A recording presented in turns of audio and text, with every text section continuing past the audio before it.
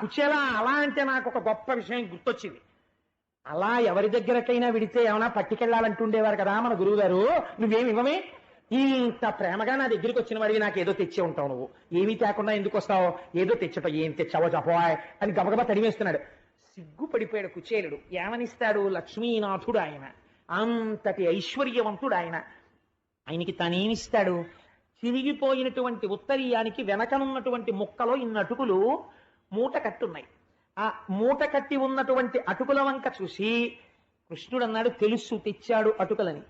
భక్తితో పట్టుకొచ్చి ఎవరైనా ఇస్తే పాయసాన్నం తిన్నట్టు తింటాను కుచేలా నేను. భక్తితో తెచ్చిన దానికి అంత పెద్ద పెట్టేస్తాను. అంతేకాని ఆడంబరానికి తెచ్చిన వాటిని తీసి పక్కన పెట్టేస్తాను, దాని వంక కూడా చూడను. నువ్వు నాకేదో కానుక తెచ్చి ఉంటావో, ఇంత ప్రీతిగా ఇంత దూరం వచ్చిన వాడివి, కృష్ణుడు కృష్ణుడు కృష్ణుడని వచ్చి నాకేమీ తాకుండా ఉంటావా? కాబట్టి తెచ్చే ఉంటావు. ఇవ్వట్లేదు నాకు. నువ్వు ఇవ్వకపోతే నేను పుచ్చుకోనేటి? నువ్వు స్నేహితుడివి, నీ దగ్గర నాకు చొరవలేదా? నేనే పుచ్చేసుకుంటానని తడివాడు. తడివితే ఇక్కడ చిన్న మూట తగిలింది. తెచ్చావు తేనట్టుగా చెప్తామే. చిత్రం ఏమిటో తెలుసా అండి? ఆ వస్త్రంలో అటుకులు ఉండగానే వస్త్రంతో పాటు ఎడం చేత్తో పట్టుకున్నాడు. కుచేలుడి వస్త్రంలో ఉన్న అటుకుల్ని కుచేలుడి చేతి దగ్గరే, మోచేతి దగ్గర ఇలా పట్టుకుని, అబ్బబ్బబ్బా నా కోసం అటుకులు తెచ్చావా?